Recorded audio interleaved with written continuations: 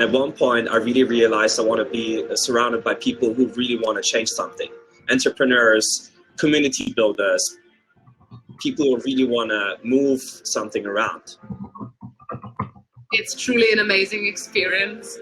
For me, it was really a good entry point to enter the startup world. So my background is in finance and investing. I went to the Europe conference in London and then attended my first global conference last year and this year again. I met so many interesting people. If you have any hesitations, you truly need to get connected in your local chapter.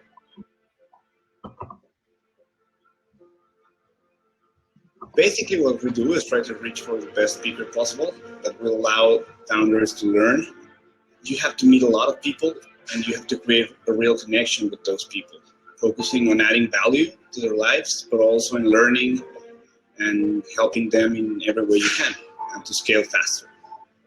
Startup Grind gave me the opportunity to really achieve that. So now I'm running one of the most active chapters in China and in the world. And I am on a daily basis meeting so amazing people, entrepreneurs, investors, corporates. I'm really grateful being part of this amazing community.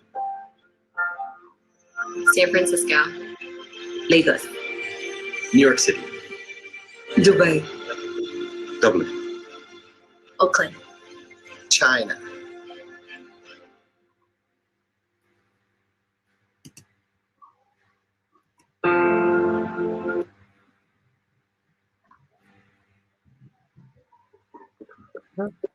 So welcome everyone to the event.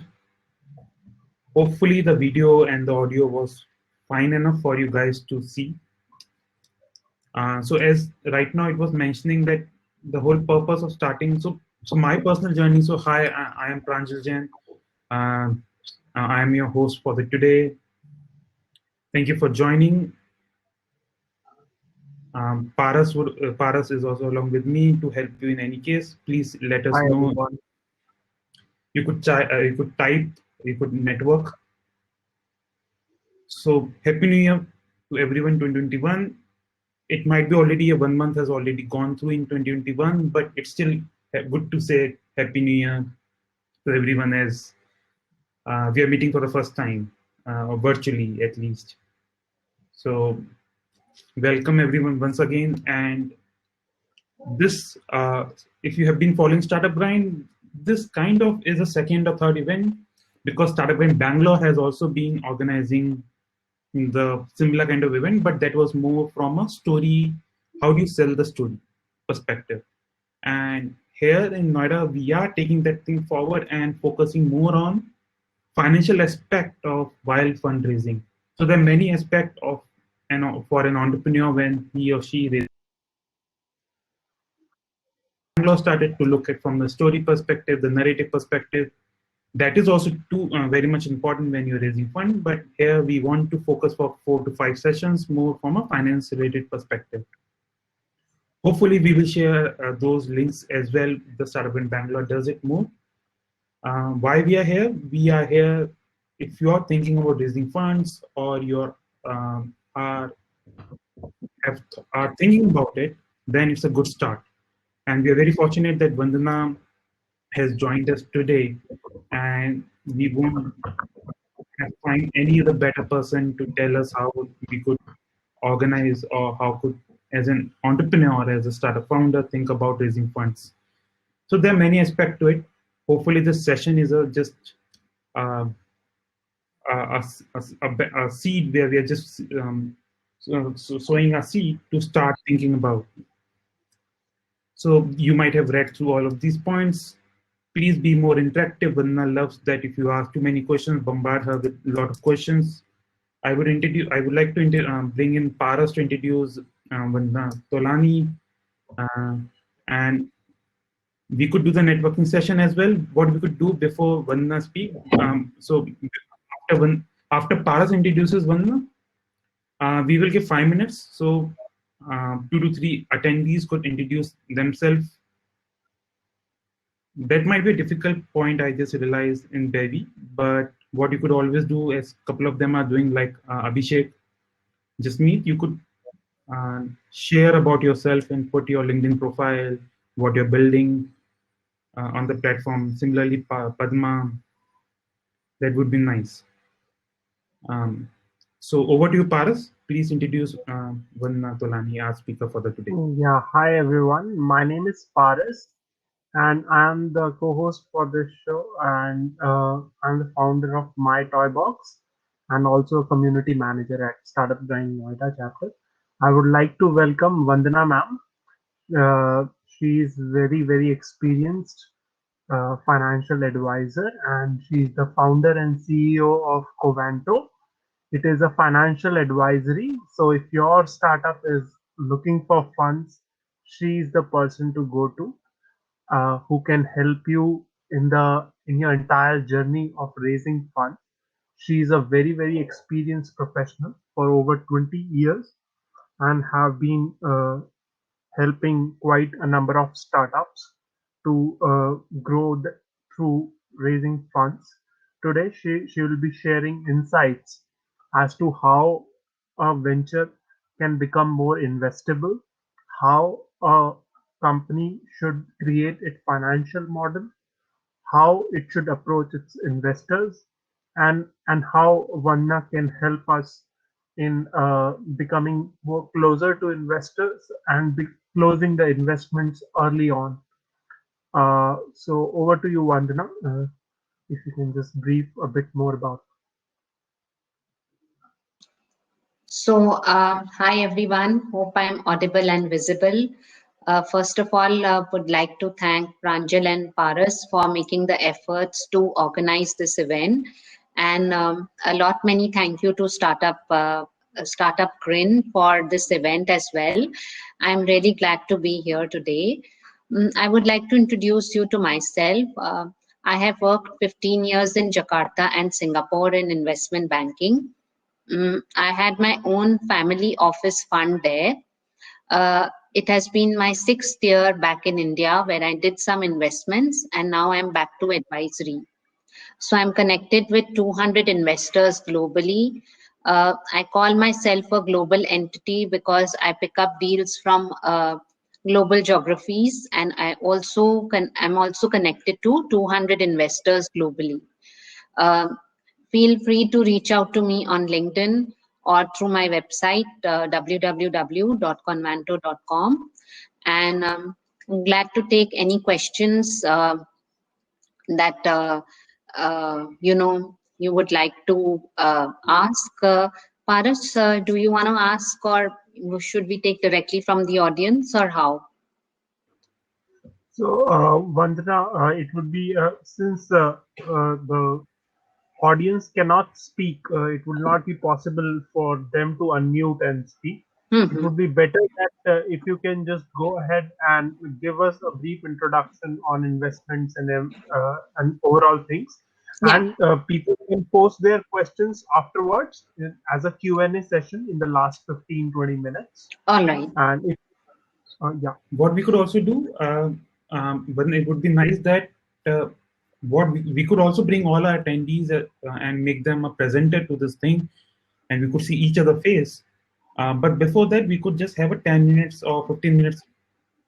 Your understanding, as Samit Singhvi has mentioned, to little bit 1, 2, 3 steps in startup funding. So if you could start our today's session on startup funding, and then later on we could bring everyone on the presenter mode and see each other face to feel something like we are really talking to each other.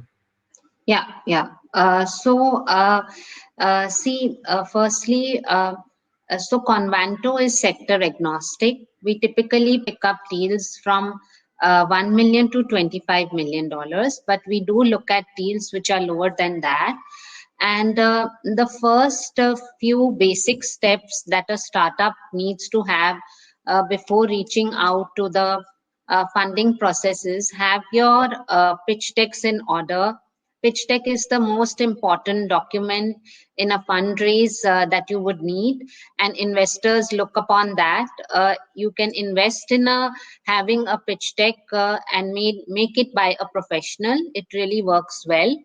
Also, it is very important to have a video presentation or a video pitch deck, because that explains a lot about the idea. And nowadays, the trending thing is that investors look at more video pitch decks than any other normal pitch deck.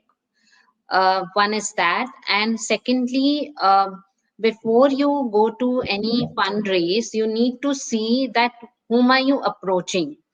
You cannot just approach any VC or any fund.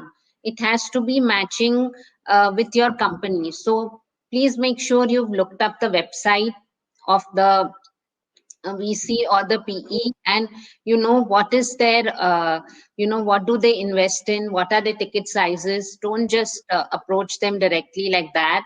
Most of the investment bankers have very close relationships with these investors, so it's better if you go through a professional venue, approach them.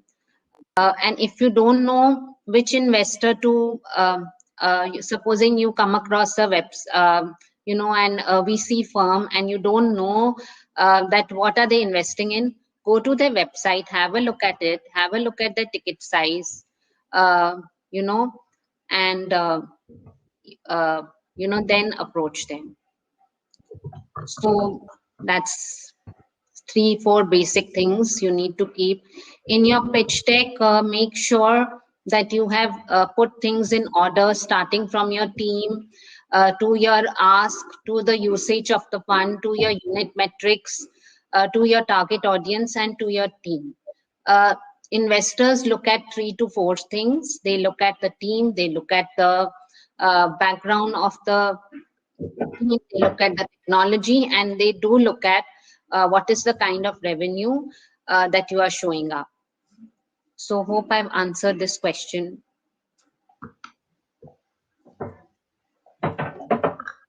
So one of the participants asked, how do you approach investors and form relationships quickly at events, or maybe at, like, let's say, even if they are introducing maybe at the similar events like these?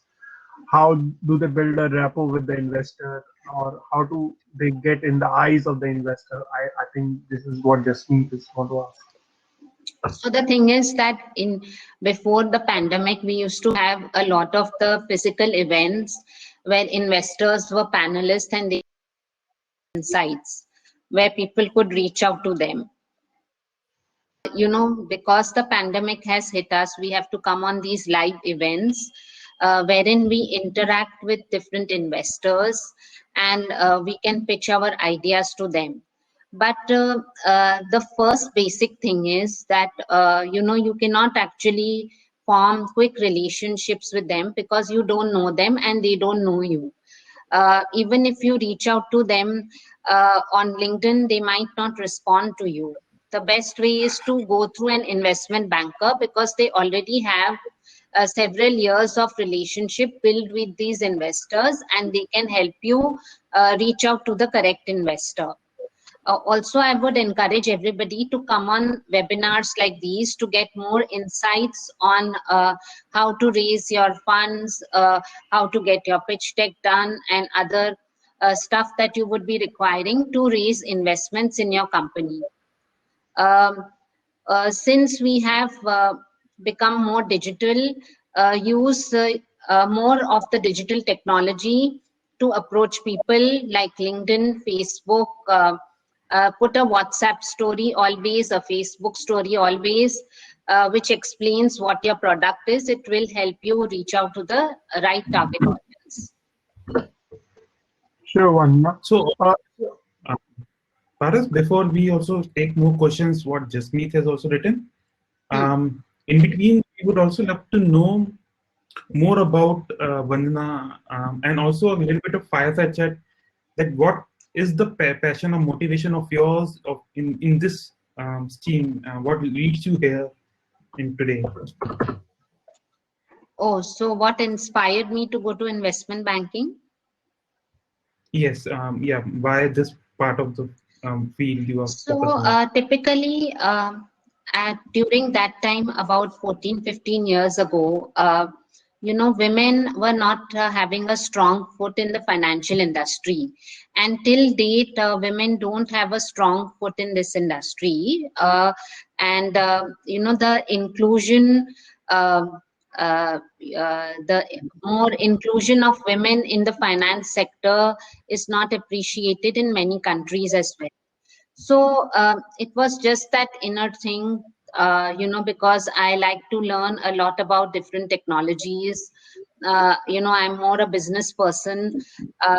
Did never did did a few jobs initially in my young years, and then went back to business. So to learn about the different industries and to know more about investors, because I was from a family office background already. So it just inspired me to be here, and also to prove myself as a woman that, women are capable of doing finance, women are capable of doing anything which is related to technology.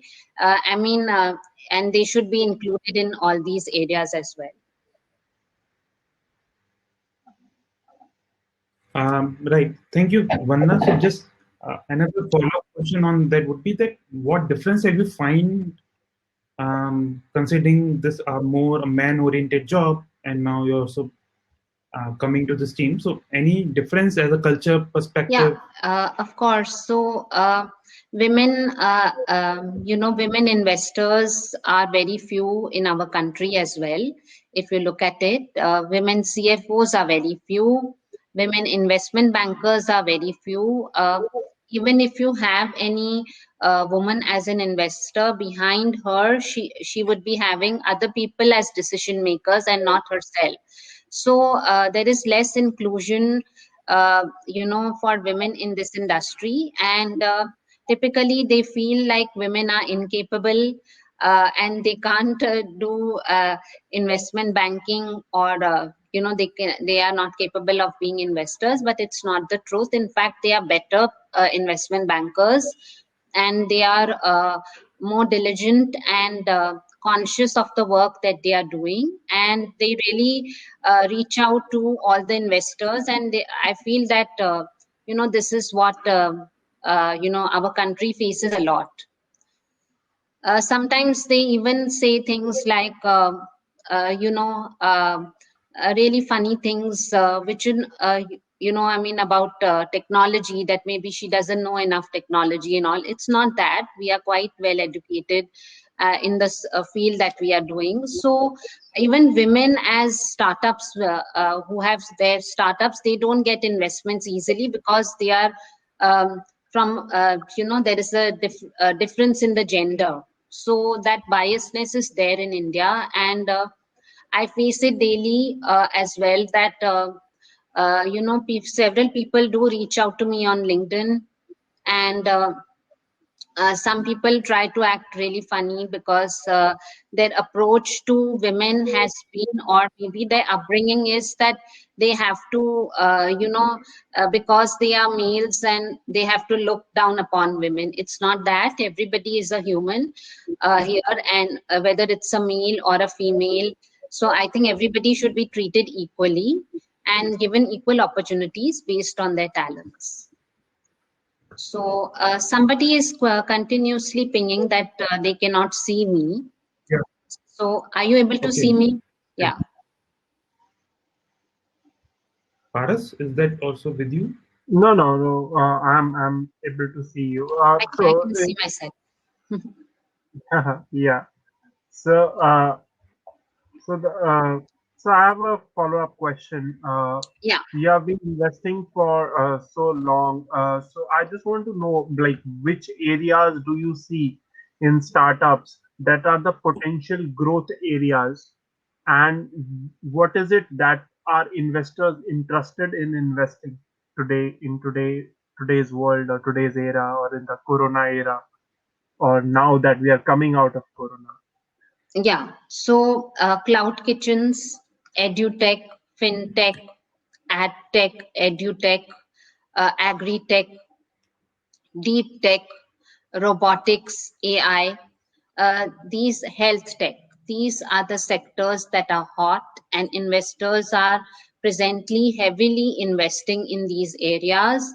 So this is the right time. Anything related to food tech is also heavily being invested. So these are the areas one should focus on. I will repeat. It's agri-tech, fintech, edutech, health tech, food tech, cloud kitchens, deep tech, robotics, AI, IoT. These are some of the areas which investors are looking at into. I don't really, appreciate real estate deals, but some real estate apps have come in and they are getting investments as well. But I don't look into real estate. And gaming is one thing. A lot of gaming apps have getting investments. So, want to ask, you said food tech is still a hot sector to invest into. Yeah. But don't you think it is already clouded with Swiggy and Zomato? Means there is Not at all. Okay. I know a firm in India that has supported women to start working from their homes and open a kitchen, and they are taking it to a cloud. And from there, it is going to the people who want to buy their food. So through the cloud kitchen platform, a lot of women have got support, and a lot of home cooked food is being reached to places. In fact, you will get better food than Zomato and Swiggy. Of course, Zomato and Swiggy have done really well during this year because restaurants are totally shut down. People are avoiding to go there. So I think food tech is a very, very hot sector. All right. So I want to know, as you said, you are you help people raising venture capital funds. So there are different types of venture capital funds, as far as I know, which involves, some of them involves equity capital, some of this is debt capital. So if you can just help in distinguishing these and give a better insight to the audience here. Yeah. So what right all now, type of funds are. So when we discuss pitch decks and when we discuss funding, typically it is for equity investments that we discuss, and our forte is also equity investments. But if you want to go for any other kind of investments, you can go for a debt. Banks, NBFCs, and private lenders do give that, but I don't do that work. I only do equity. In equity, you can get a CCD, a convertible note as well, wherein, say for instance, a company is just started and doesn't have a valuation, etc., and they usually ask for a CCD from an investor. So the two kinds of investments are, one is equity, which happens as you can know through pitch decks, etc., and then other is CCD, and the other one is debt. So there are many debt funds also who are really ethical and who look into equity deals as well. You can approach them also, but of course they have different terms attached to it. So can you brief a bit more about equity investments and CCDs? Like what are the risks? What are the rewards? What are the equity percentages that are involved? At what different stages? What are the equity charges? So how does the entire financials and commercial work? If you can just give a brief and insight about it. That would be really Yeah, sure. So it depends from investor to investor and company to company. One is that. So there is no like fixed thing. But of course, when an investor or a VC invests in a company, they don't take more than a 10 to 15% equity stake in the company. They are really good people. They come in with a lot of value. They bring in their marketing team, technology team. They help you with investments. They open their network with you. So these kind of investors are really professional and good people to work with. In terms of angel investors, you need to do a bit of background check. Who is the angel investor? Where is he coming from? How much equity he's taking? They usually take a higher equity, which is between 20 to 25%. Some even take 50. So it is better to consult somebody before going with them and check their background thoroughly, especially if you are going with an angel investor.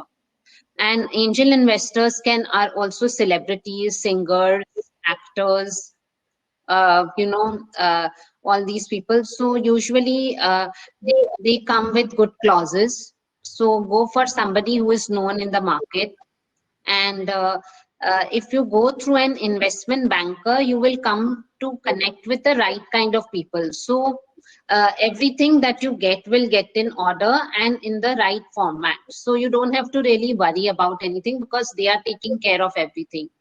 But when you go directly, you have to be careful of these things. All right. So can you tell us, like, how does, from the time we first see an investor or first we start looking an investor to the time that we actually get the money in our bank account? So what are the processes and time involved in this entire process? A rough timeline that is involved, a rough number of processes that are involved in this entire duration, from first introduction of maybe first search of an investor to finally getting the money in the bank? See, if you go through Convanto, my firm, so usually after 2 months, we bring out the term sheet. 2 weeks takes for due diligence and another 2 weeks takes for the funds to hit your account.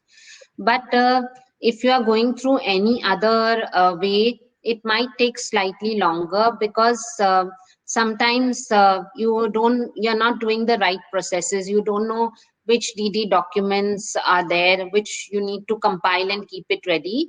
Usually when you get your term sheet, you need to give your DD documents for submission, which need to be in order. So if your DD is definitely not in order, or if it has a compliance issue somewhere, the investments fail. So that is why, and sometimes funds take a bit longer to hit your account. So the normal is it doesn't take more than 3 months for any investment to happen if it's done in the right manner. Okay. So what are DD accounts? DD is a due diligence list, a due diligence documents that a fund will ask you when they give you the term sheet. You will need to submit these documents in order for your to pass the due diligence process. And what is exactly is due diligence? If you can just elaborate on that, Okay. so that the audience may So, know. say for instance, I'm giving you a simple example.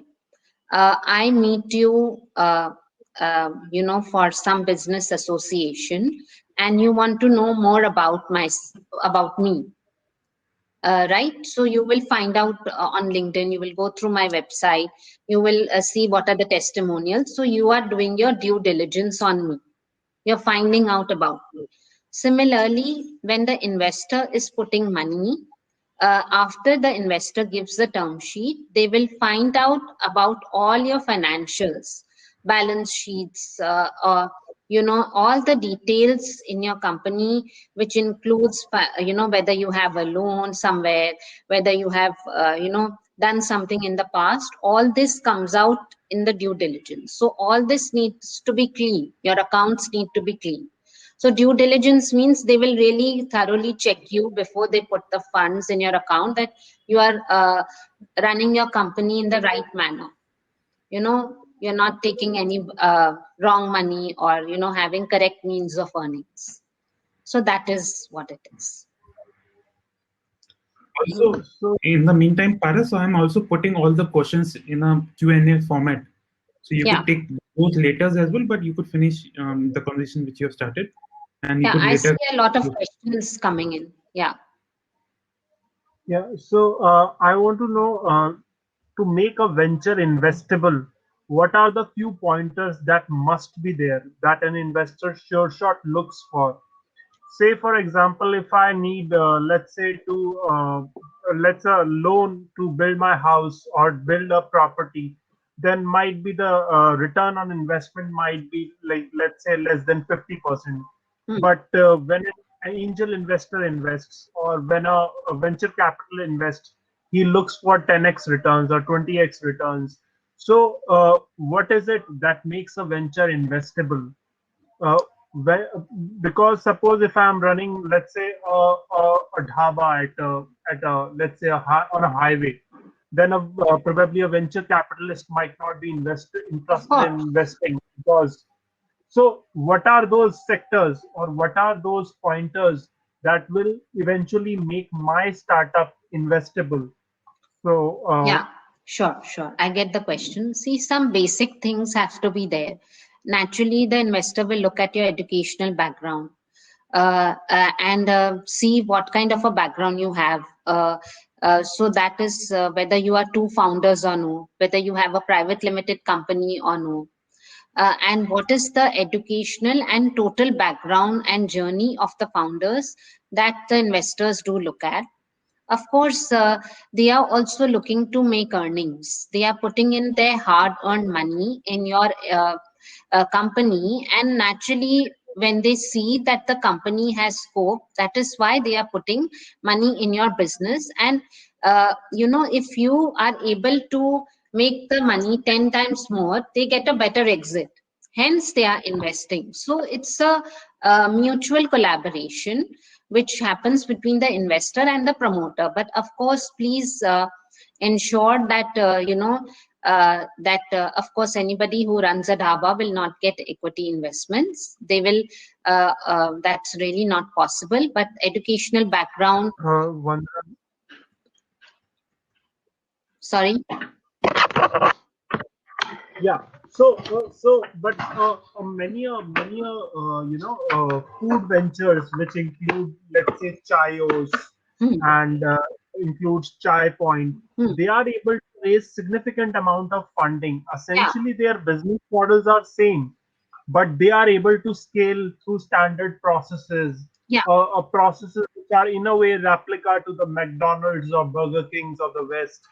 So how is it a venture which is maybe doing the same business which has been done for hundreds of years, but how to make it scalable? What is it that investors that really clicks the investor? Is it the repeatable processes, or is it the scalability, or is it the strength of the co-founder, or is it the mix of all, or how is it?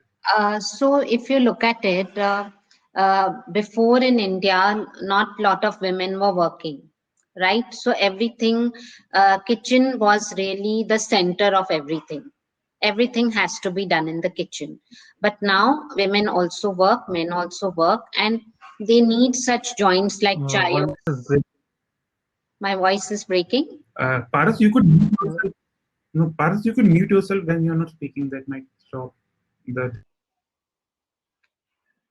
Is it better yes, now? You could continue. Okay. So basically, so now women are not cooking much in the kitchen. They are also working, and even men are working. And these joints have taken a plunge because they provide good hygienic food and very good tea with lot of flavors. And especially in the winters, they do really well. So the best way to scale up your business is, if you don't have a good digital marketing team, you can actually just put a small WhatsApp story, a Facebook story, a LinkedIn story related to your business, target the correct audience. Like, you mentioned Chayos and Chai Point. Of course, their teas are really nice. Their food is really hygienic. They provide good stuff, which is similar to street food, which everybody enjoys. And, they can... if you go to Cyber Hub, you'll see everybody coming down from their offices and, having those kind of teas. So why did they make this? Because they wanted, they know that people need these kind of quick and fast foods where they can have their meal, also save time and go back to work. So I think it's very essential. One is that investors will look at the founder's background. The background of the founder of Chayos and Chai Point are really good. They have really used good technology to develop this and to reach out to the masses. So that is really important. What is the kind of technology a founder uses, whether they are able to scale it up, also is really important. So make sure that these things are totally in order before you reach out to a fund, and especially your pitch deck is vetted by somebody. And you've taken your enough guidance on the pitch deck that whether it's fine now to go for pitching. So always have a CFO, have a CTO, and have an advisor in your company who can guide you how to manage your money and how to scale up these things. These are some of the important people that you need to have in your company. So Vanda, two questions. One, when we say the founder's background, does it necessarily mean that they need to be from the top tier engineering or any top tier management colleges? No. It's really not that. Doesn't have to be an IIT, IIM, or but of course, the basic graduation and some background. Like, of course, if you have been, say, for instance, you have been the CEO of Shiv Nadar or CEO of some big company, you'll get investments fast because the investor sees you have donkey years of experience. So when I say founder's background, it means that if you are a youngster and you don't have any senior person in your company who has several years of experience, then it will be slightly challenging for you to get investments. Wherein if you have somebody who has these many years of experience and a very good educational background, you will be able to get your investments really fast. They look at the education, basic graduation, of course. If you're an MBA, very good. If you've done something additional, extremely good. So that really helps, right? So basically, the story is something like that: a college dropout or a school person. So these stories are 1 in 100 or 1 in 1,000. But these are exceptional stories which we get to hear in the media. But broadly, education matters. Education does matter. If you're a college dropout or for some reason you had to drop out your studies, but you built up a business which you bootstrapped first to show it to the market that, look, I have done this. Of course, if you do a good PR on your story, Forbes or Business World, which is readily available, you'll get investments.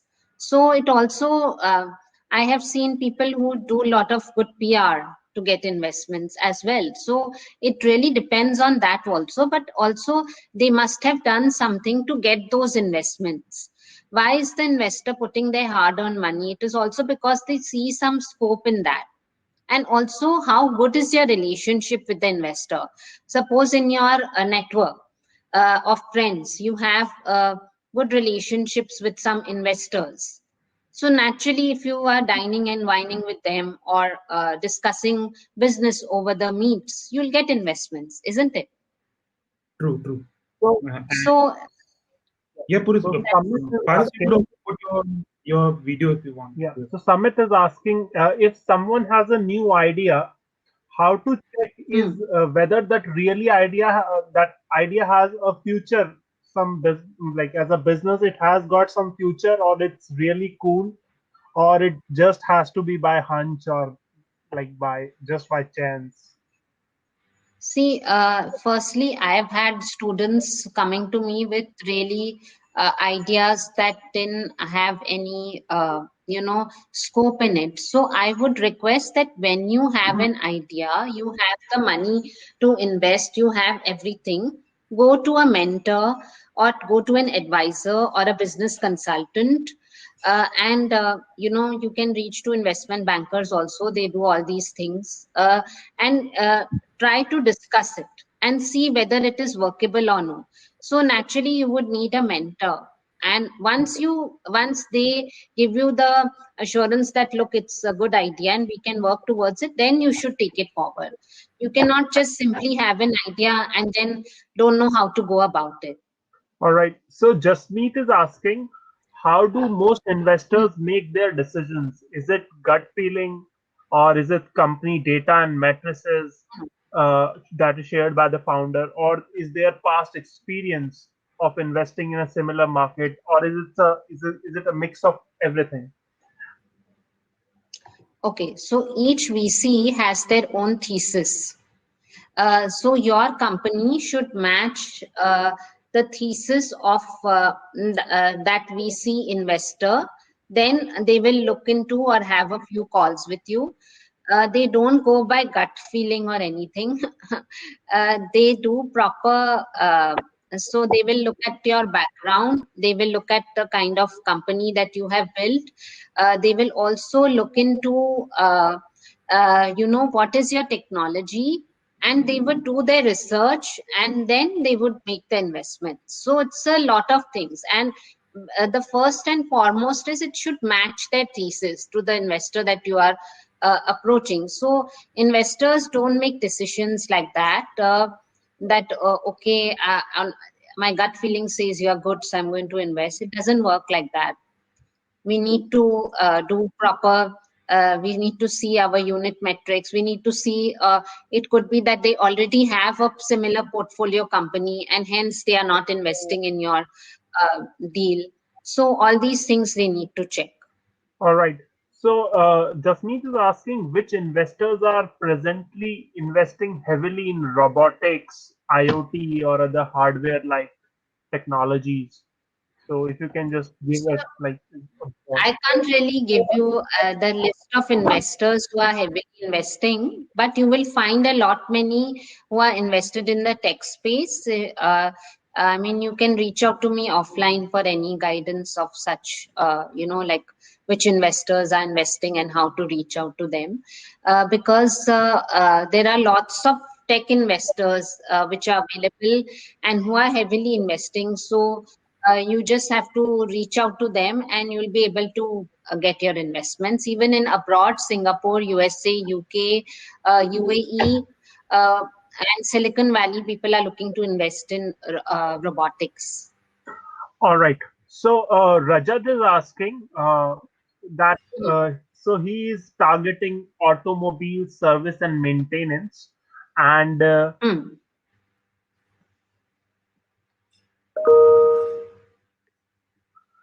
so what he's happened? asking, yeah, hello, yeah, am I audible? Yes. Yeah. So he's asking, what is the right time to approach any investor? Can we approach during pre-launch stage for some pre-seed funding? So definitely the right time to approach the investor is once your pitch deck is in order, you have a proper company, you have proper founding team. What is the thing that maybe whether it is self-funded or no, and if you have bootstrapped it a bit or no, and whether you can show to the investor that look, you are going to get these many clients or these many revenues in the further upcoming years. So you need to actually show all this before. You cannot just go for equity investments just like that. Okay, so there is a bit of more philosophical kind of question. Samit is asking, how do you see rise of Tesla or investors putting money heavily in a kind of a bubble kind of, or ideas which are very, very fancy? So if someone has a new idea, okay, that's the same question. But yeah, how do you see that Tesla kind of investments which grows like 100x and kind of? See, investments, what is an investment? Investment is the marriage between the promoter and the investor. So naturally, both have equal team role to play to make the company 100 times more. It's not just the effort of one person. So naturally, Tesla must have done something right to get that kind of returns and investments. So if you are competing with Tesla, then read more about them, see what are the strategies they applied, see the good points in them, and then maybe you could follow those steps. Attend more webinars and try to brush up your skills. Like I read a lot of Forbes articles, read a lot of books, keep yourself updated on what are the kind of investments that are happening. So if you don't keep yourself updated with the latest technology, latest investments, then how would you reach to the level of Tesla? All right. So Jasmeet has a very interesting question to ask. That does the number of founders affect the investment decision making? Are single founder companies considered bad in the eyes of investors? No, it is not considered bad, but single founders don't get investments. It has to be two founders. Why? Say for instance, one founder falls sick or something happens, God forbid. So due to that, two founders are really required in the company. Single founders usually don't get investment. So make sure you are two founders. You can be two brothers, two friends, two people who are highly qualified. It's better to have three. If you ask me, I would suggest always to have three. Okay, so just want to know, So to follow add-on question to Paras, me. So is it like is a venture can still be investable if the second co-founder is just a dummy one, means there to No, complete the. it has no active. It has to be an active one. Participation is important. All right, sure.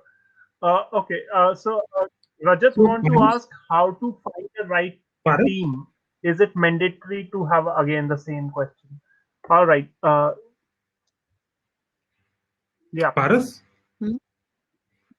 before you move on, also just to clarify on the point, what is the combination of the three? When you say that this three is a good number, then what should that be? That one person is managing the marketing, one is managing the finance, one is seeing the operation. Is that the so? So one of the things that I have personally experienced is, sorry, Vandana, to interrupt, is to break the deadlock in case there is a tussle. in case the things go very, it breaks the deadlock, and it does happen with startups. But yeah, rest Vandana can explain. What's the deadlock thing? Yeah, I'm saying in case of deadlock, that if there are three founders, then it kinds of remain very balanced. Yeah, that's the thing. So say for instance, something happens to one founder, or they fall sick, or they get cancer or something, or they get into bankruptcy, or something happens bad to them, where then they have to move out of the company. So then you have still two. So three is always good. वैसे India में बोला जाता है ना कि तीन काम बिगाड़ देते हैं, but I think those are superstitions. So I'll tell you why India doesn't progress, if you allow me. Of course, everybody is with keeping respect to everybody and their perspective and everything. These all superstitions remove all the fears. Because when you vibrate at the energy of fear, you will get fear in return. When you vibrate at the energy of superstition, you will get superstition in return. So just get away with all these things. Universe has an abundance for everybody.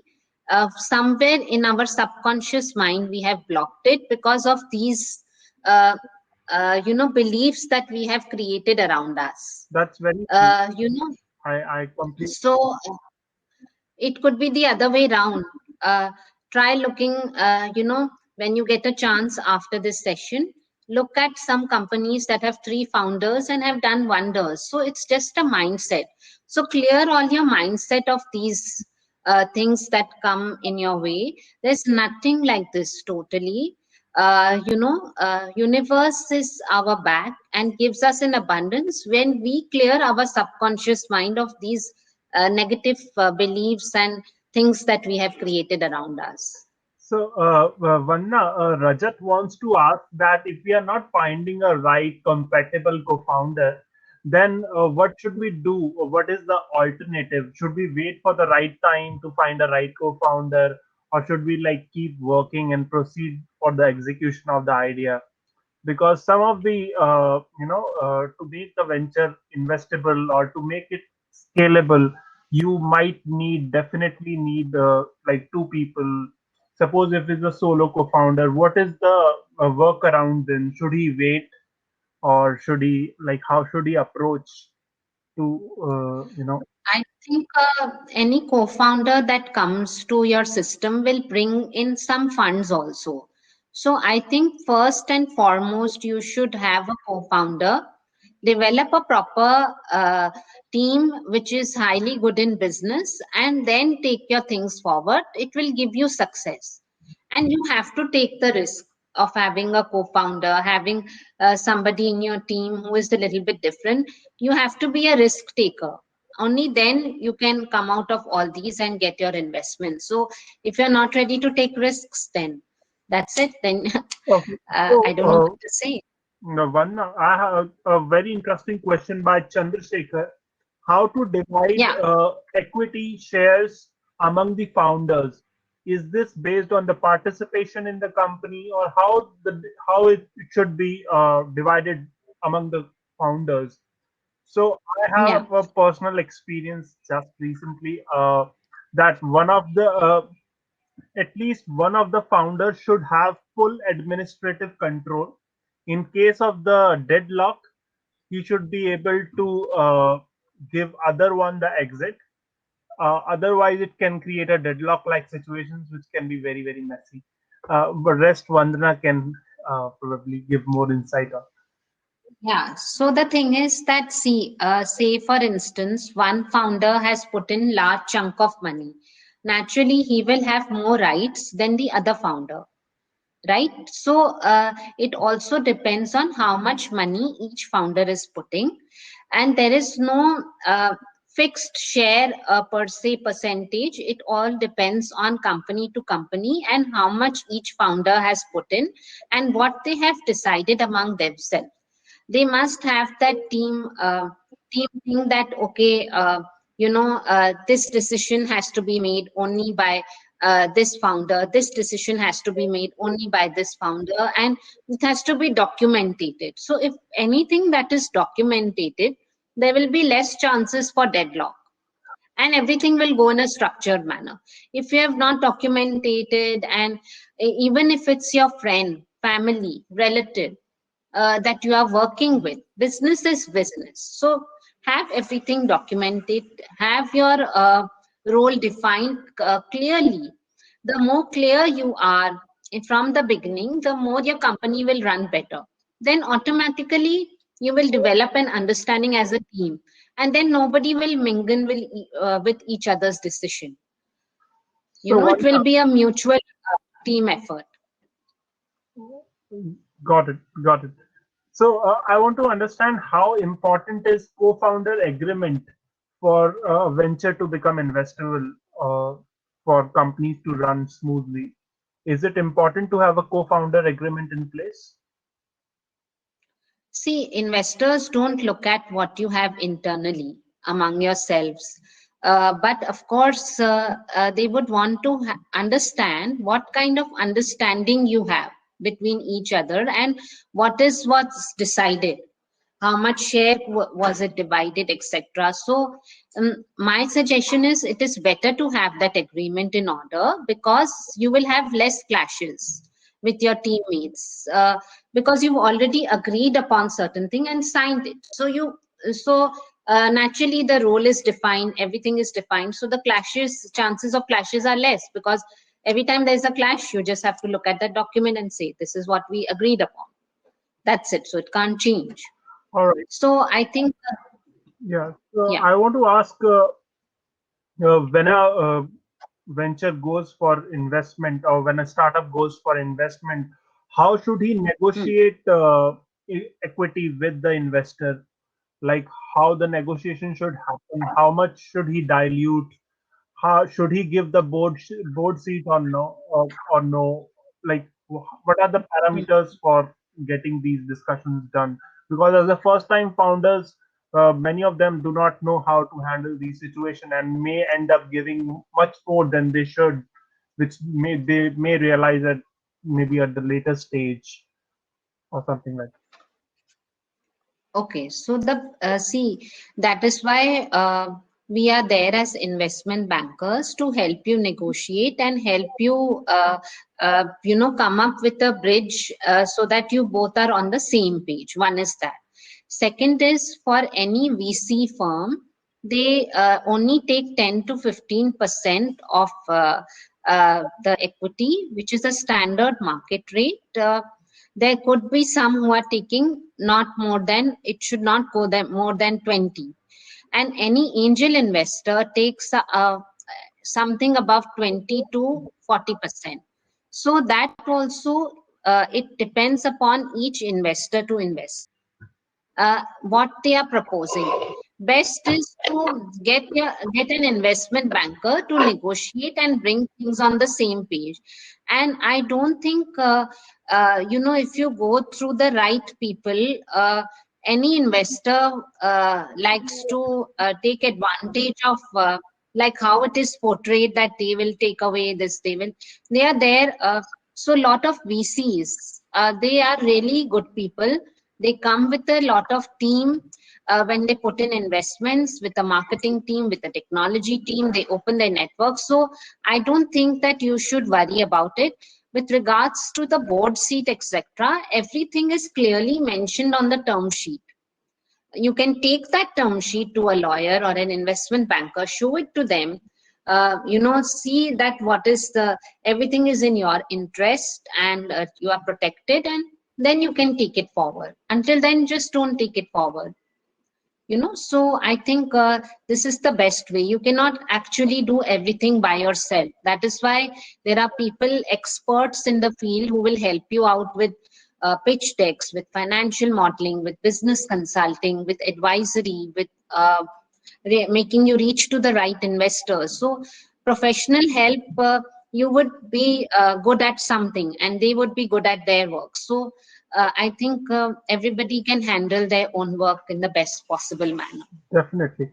So Sumit wants to know, is angel investment too risky?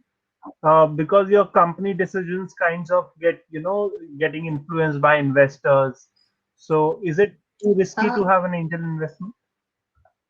No, some angel investors are really good people. They are singers. They are, people who just want to put in money and then they really don't care much. So it is not risky, but of course you have to, have some things in order when you go for an angel investment. Check their background, show it to somebody what is the term sheet that they have given, who is the investment angel investor. If he's just anybody who's not known to people, then how would you bank on them? So all these factors are there. Best is to the first investment that you get from your family, friends, or your near and dear ones. So get yourself self-funded or through your savings, etc., and then move forward with a VC or a PE and other stuff. But angel investors are also not bad people. It's just that you need to do a proper check on them. So, Vanna, I want to know when the people should come to you for what is your range of serviceability? Like, is it like pre-series A, or is it when they are already done with series A, or are they already done with seed funding, or had they hit a, let's say, X amount of revenue? So when should they ideally come to you? When is the Convento serviceability comes into the picture, or any investment bank for that matter? Yeah. So see, for me, I have defined some parameters very recently because I was getting troubled a lot by too many people approaching me. So I look into deals from $1 million to $25 million. I do look into deals below $1 million, but there is again parameters attached to it. I'll see the founder's background. I see what have they done. I do a little bit of due diligence on them. I do my ref checks, and then I pick up the company. And I think anybody who needs investments can reach out to me, but I would appreciate if they send me a mail first, and so I can read it first and then see if I would like to go ahead with them or not. And then post that, usually I set up a call. Sure. So my services are fundraising, business consulting, pitch deck making, financial modeling, mentoring. I also help to intervene with term sheets, etc. So these are the different kinds of services. We also provide valuation services. These are the typical services which any investment banker would provide, and it is always good to get associated with an investment banker. It helps you to be on the right track. You can focus on bootstrapping and they can focus on your other aspects as well. Or you could also, some people like to have a virtual CFO, but of course, virtual CFO is for different things, and investment bankers are for different things. Right, that is more for So- corporate compliances than raising funds. Yeah. Yeah. So Sumit wants to ask: is there any book that is for investments who knows nothing about investment and wants to know more? So, is there any book that you suggest should a person refer to? See, firstly, to become an entrepreneur, you need to be a fully balanced person. So first, please read the book Power of the Subconscious Mind. Get yourself thorough with what you're doing, because after reading the book, you'll get clarity that what you want to do, how you want to proceed. With regards to investments, go to the Forbes page. They post a lot of good articles about investments and how to, as a beginner, what are the steps. And you can look up Your Story, VC Circle. There are lots of these available. Economic Times, please read that regularly. So do a lot of reading. And basically, for beginners, the basic things, like I said, have a private limited company, have 2 co-founders, have a proper pitch deck. And some people don't really, they get skeptical investing in a pitch deck. They think, why should we? Because they want to save that money. But it's an investment which is worth it, and which will stay with you for a lifelong, because you'll make your pitch deck, it's complete business plan, it's your information memorandum, which only will help you not only with your investments, but a lot of other things in future. So, if you really want to set up your business, these some investments you have to make to get going. All right. So Abhishek said how to approach angel investors for seed. What are the metrics they would be interested to look? He owns a community startup. He has 5,000 plus users. So see, for angel investors, of course, you have to reach out to a person who has relationship with the angel investors. And angel investors are different than VCs.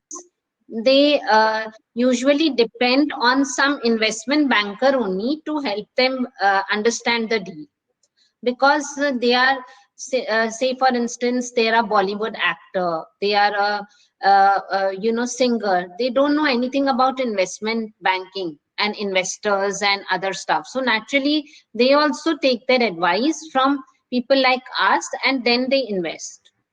So there is no standard way to approach. When you go on online events to pitch yourself, then there are certain things that you need to take into consideration.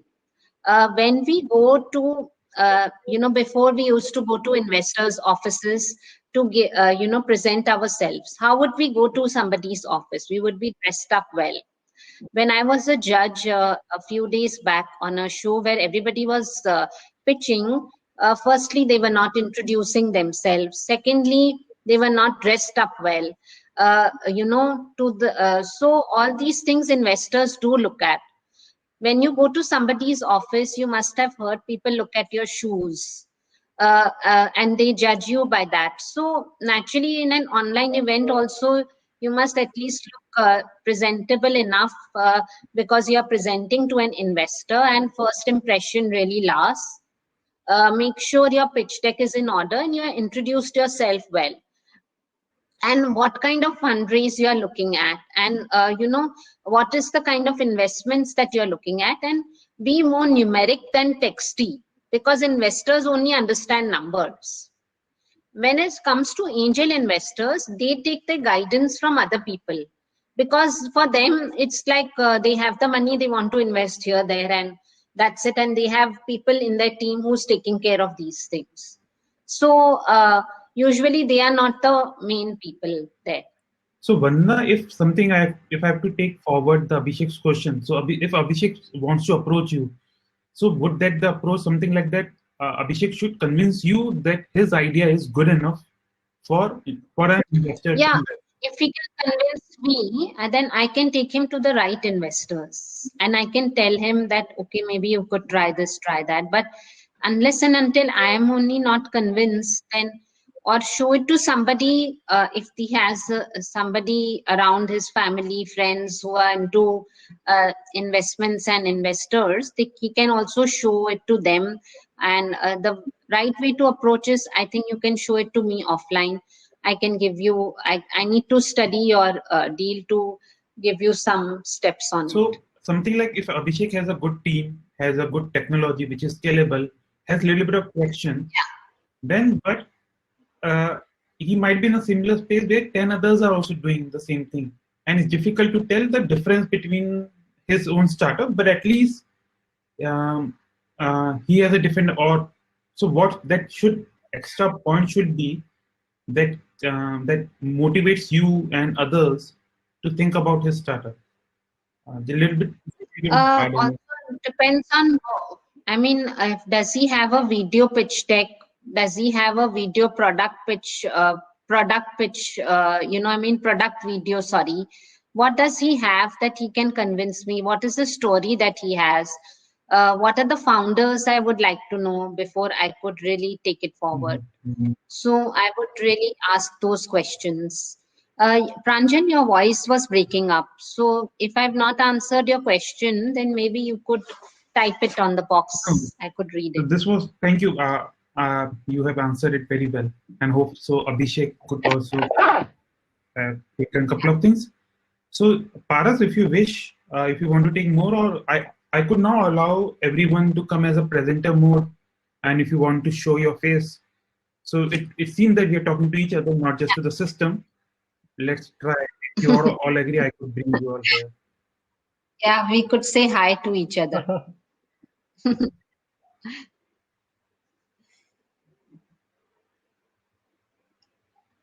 So this session has been very useful. 1 hour has already went. We never know about it.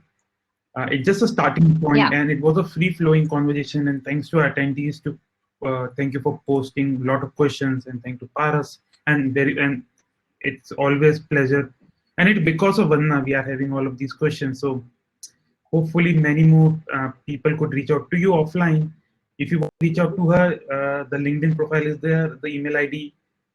You could reach out to her on the LinkedIn, or if you wish, we could also her email ID if that is also good. Yeah. So I am making everyone host. Hopefully you could switch on your video if you wish, and hi and get to know each other. And this is just the starting of the series on financial, on fundraising.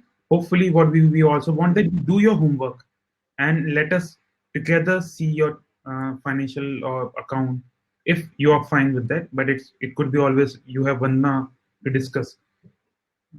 But Paras, you also have some suggestion how we could move for the second thing. If people agree, fine. Otherwise, we. Vandana, if you can tell the audience here a few pointers of how about do they do their financial model right.